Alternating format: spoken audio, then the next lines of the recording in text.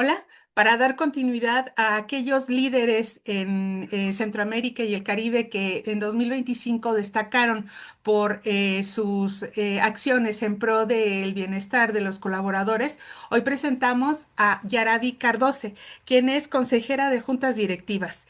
Gracias, Yarabi, de verdad por hacerte un espacio y platicar con nosotros. Muchas gracias a ustedes por este espacio y me encanta compartir con ustedes y sobre todo pues ver todo lo que está pasando en el plano humano en el área de Centroamérica y el Caribe y pues sé que también lo han hecho en México y también están vigilantes del sur, así que encantada de colaborar. Bien, Yaravi, gracias. Comenzando, pues me gustaría preguntarte, desde tu expertise liderando procesos, diversos procesos de transformación, ¿cuáles consideras que son los factores críticos para que una empresa, una organización logre cambios significativos, pero también sostenibles? Y bueno, que no se quede nada más en esas iniciativas de corto plazo. Fíjate que primero tengo que decir que las iniciativas de corto plazo son importantes, ¿no? No las quiero demeritar. ¿Por qué? Porque generan un nivel de confianza dentro de la organización de que sí se pueden lograr cosas, ¿verdad? Y tienen su valor dentro de todo el contexto transformacional, porque además de brindar confianza, permite medir y permite tener esa sensibilidad y esa velocidad, de entender la velocidad de transformación y de adaptación que tiene la organización. Hay organizaciones que tienen mucha facilidad ante el cambio, ¿verdad? Que son muy dinámicas, muy ágiles. Hay otras que no tanto, y eso depende de la cultura, depende de su posicionamiento estratégico en el mercado y demás, los riesgos y la aversión al riesgo. Entonces, dejando claro que es importante las iniciativas de corto plazo para hacer como esas pruebas, demostrar, generar confianza, ya pasando a entonces cómo se estabiliza esta cultura de cambio, por ejemplo, y cómo se estabilizan los temas de transformación para lograr metas más agresivas y para hacerlas sostenibles en el largo plazo. Aspectos fundamentales son, evidentemente, mucho tiene que ver hoy en día con la transformación tecnológica, vamos a decir así, hacia la inteligencia artificial. Entonces, juega un papel el conocer, el saber. Pero lo más relevante para hacerlas sostenibles son los temas humanos, es decir, las personas, sus competencias, su posicionamiento ante el cambio, los líderes y su capacidad de ser unos líderes flexibles y de aprendizaje.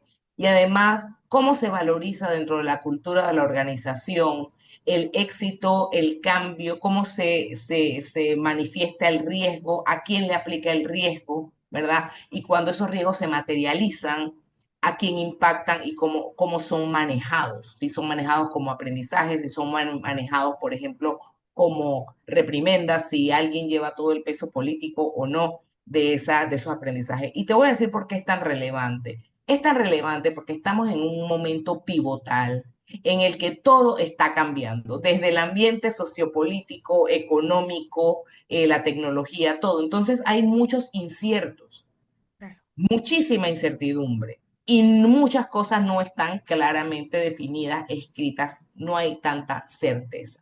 Entonces, ante ese escenario, es súper importante blindar al capital humano para que pueda seguir avanzando, pueda seguir adoptando cambios, etcétera, sin que esa incertidumbre les juegue en contra, porque las organizaciones realmente necesitan, sobre todo en nuestra América Latina, necesitan avanzar rápidamente para seguir siendo relevantes y posicionarse. Entonces, si tienes este reto tan grande, pero tienes en contraparte un equipo humano que no se atreve, que siente que si toma decisiones o toma riesgos va a sufrir las consecuencias del mismo cuando todo el mundo en estos momentos está cuidando su trabajo, sus ingresos, su posicionamiento, porque hay mucha incertidumbre. Esa combinación es fatal, puede traer un retroceso y aunque hayan habido iniciativas de corto plazo exitosas, puede ser que se queden congeladas, lo que le decimos la caída de esas iniciativas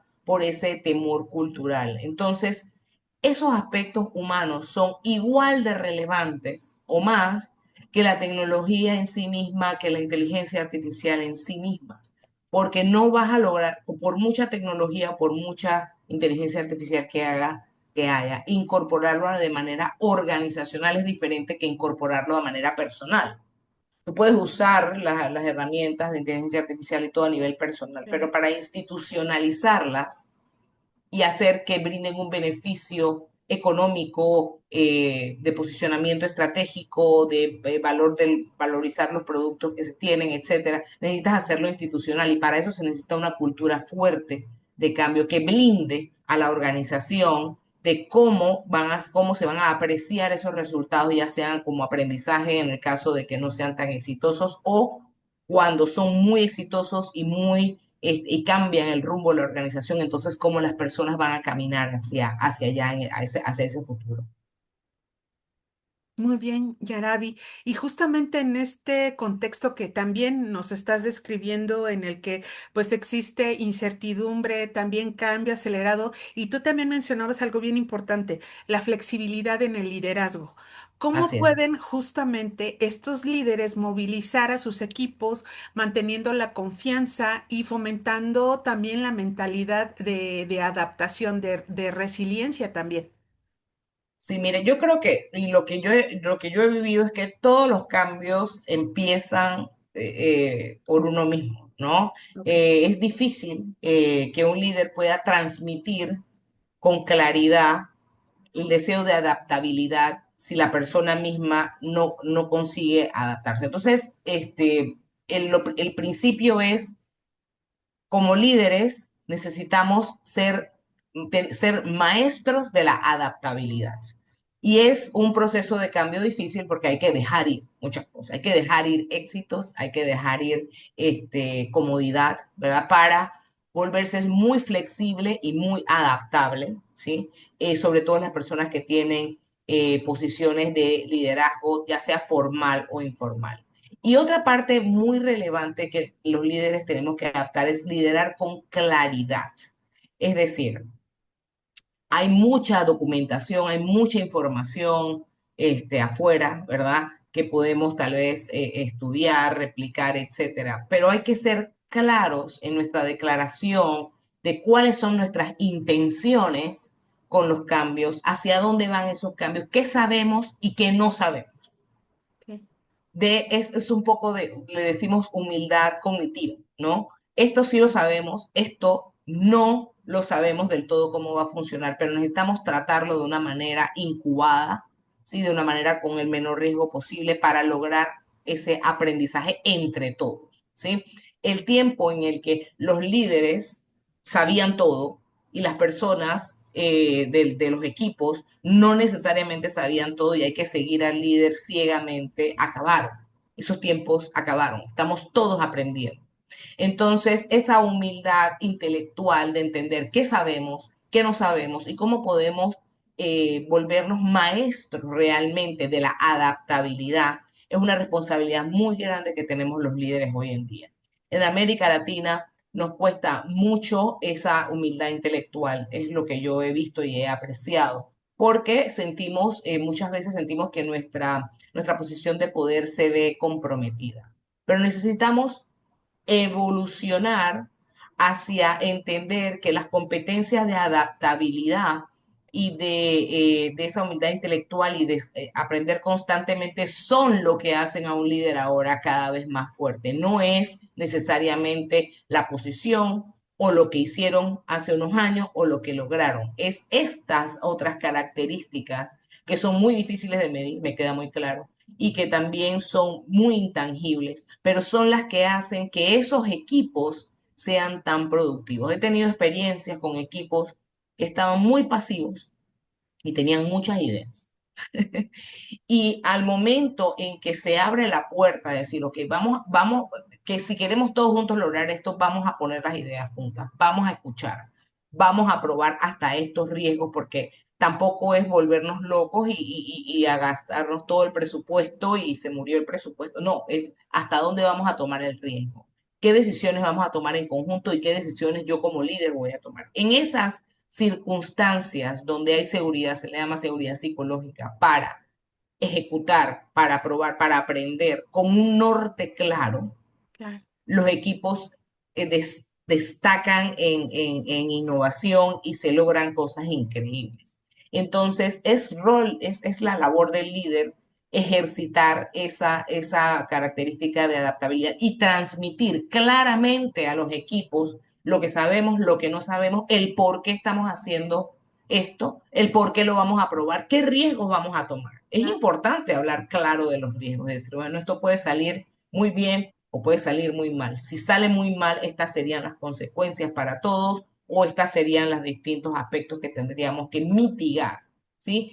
Y es la característica más importante de los líderes, se le llama los líderes 4.0, los que están liderizando el cambio acelerado en el que vivimos hoy en día. Es que esa te podría decir que son características muy relevantes y que siempre fomentamos en las distintas juntas directivas, en los equipos que cuando están buscando líderes o personas para entrevistar, para posicionar, traten de buscar no solamente en la hoja de vida lo que han hecho y lo que han logrado y los grados educativos que son importantes, pero que situacionalmente traten de indagar cuáles son esas situaciones que han vivido en las que han tenido que vivir esa adaptabilidad y cómo la han navegado para saber el grado de desarrollo intelectual y emocional que tienen esos líderes en cuanto a esa capacidad de adaptabilidad. Oye, Yaravi, qué premisa tan interesante, de verdad, esta advertencia, no advertencia, pero sí que hagas énfasis en esto de que a nivel regional nos hace falta esa humildad cognitiva, esa humildad intelectual. En aras Ujú. de alcanzar este objetivo y de lo que planteas, que es llegar a un liderazgo 4.0. Quisiera ahondar, Yaravi, en aquellas actitudes y competencias que serán indispensables en los líderes justamente para alcanzar este objetivo. Sí, fíjate que hay varias competencias, son muchas, ¿verdad? Pero te voy a hablar de una de las más críticas que creo que serán interesantes para los lectores de esta revista. Una de las más relevantes hoy en día es saber planificar por escenarios en lugar de planificación lineal. ¿Por qué? Porque tal cual como estamos hablando, ante tanta incertidumbre, hacer un plan lineal que solamente tiene un camino o dos caminos no es relevante. Hay que poder como líderes saber planificar en distintos escenarios y saber cuáles son esas distintas avenidas que vamos a tomar ante distintos escenarios. Entonces es algo que, una competencia que hay que ejercitar, que hay que conocer. Hay distintas metodologías para planificar por escenarios, pero esa es una fundamental. En lugar de planificación lineal, planificar por escenarios. Otra es contar con la capacidad y ejercitar la capacidad de la claridad en la comunicación constante. Es decir, de algo muy complejo, poder desglosarlo en conceptos que sean entendibles para los equipos, para los líderes, para las juntas directivas, ¿verdad? Y poder con claridad transmitir los logros, transmitir los objetivos, transmitir lo que se ha logrado y transmitir lo que no se ha logrado y qué se va a hacer con ello y esos planes por escenario. Esa competencia de la claridad en la comunicación va más allá de solamente saber hablar un idioma o tener un buen léxico. Va en una combinación de la capacidad de comunicar y también la capacidad de desglosar complejidad en pequeñas, en formas menos complejas, en pequeños, vamos a decir, en pequeñas cápsulas, si se puede decir de alguna manera. Y para eso la persona necesita poder entender el todo sistemáticamente, ver cómo impacta en toda la organización y poder desglosar en pequeñas partes para hacer esa comunicación más clara. Hablamos un poco anteriormente de la humildad intelectual.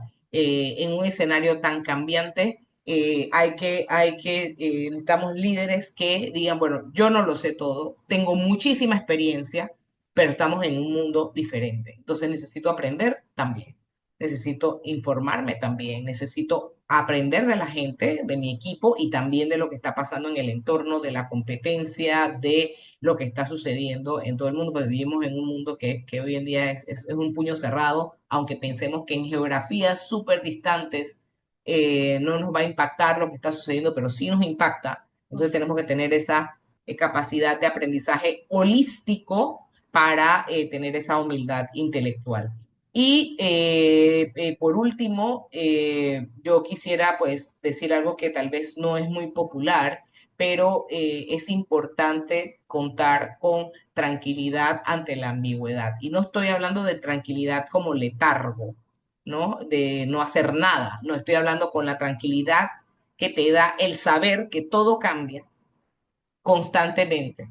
Y esa la tranquilidad de que todo lo que planificamos, si estamos planificando por escenarios, si tenemos distintas alternativas, vamos a poder incorporarlo, cambiarlo, etcétera. Es un estado no solamente mental, sino de actitud ante un entorno súper cambiante en el que si nosotros le transmitimos a los equipos la misma incertidumbre, no vamos a llegar a ninguna parte, Claro. porque va a estar todo el mundo alterado, y lo he visto en muchas organizaciones, está todo el mundo alterado, esperen, bueno, hay que pensar, vamos a, en dónde vamos a ir con paso firme, en dónde no sabemos, esa tranquilidad de poder transmitir eso a los equipos es sumamente relevante.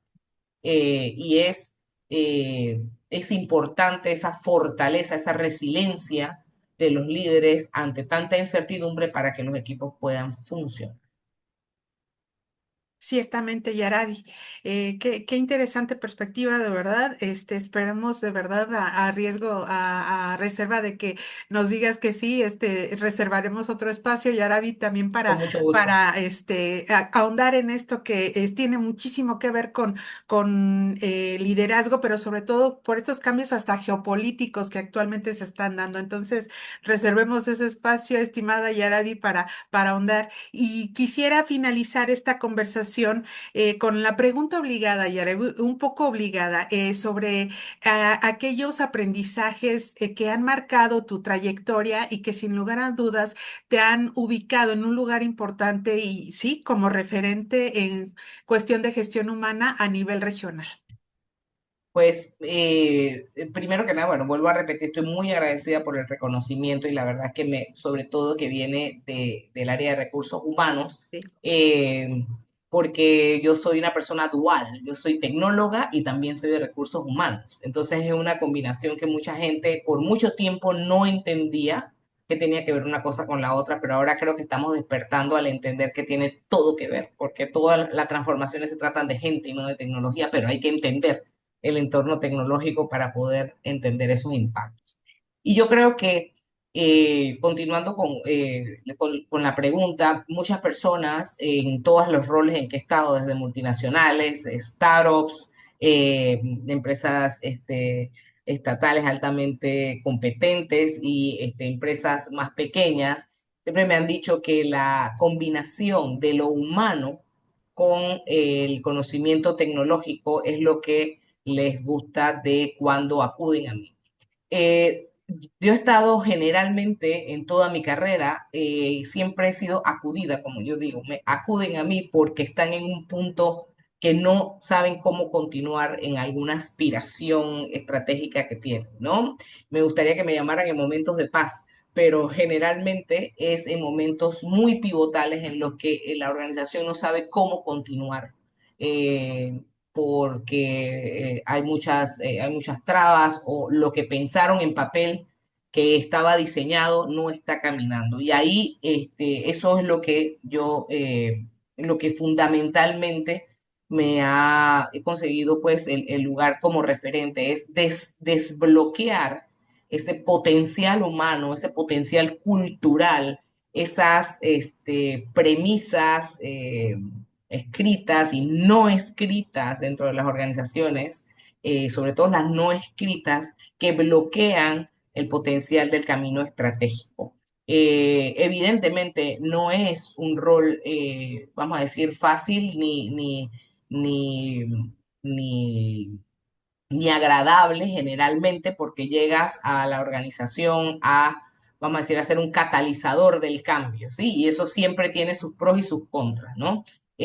Pero a través del tiempo me he dado cuenta que tomar esos riesgos yo como profesional para apoyar a las organizaciones a seguir adelante desde multinacionales, como te dije anteriormente, a nivel global también y también en organizaciones no gubernamentales y gubernamentales, ha servido para que muchos equipos encuentren y vean otros caminos diferentes, se desarrollen. Lo que más me enorgullece a mí realmente, más que los reconocimientos y más que, pues, evidentemente, el prestigio que me he rankeado en estos años, es ver cómo tantas personas que han estado parte, han sido parte de mis equipos, que han sido mis mentoreados, parte de mis equipos, que han sido gerentes de mis equipos, líderes de han seguido creciendo, han seguido desarrollando y han multiplicado el efecto de lo que hemos logrado.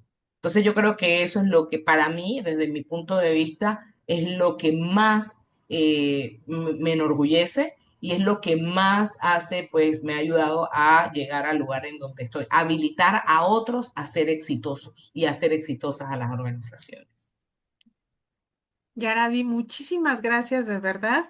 Quedamos pendiente para una segunda parte porque esto tiene que continuar.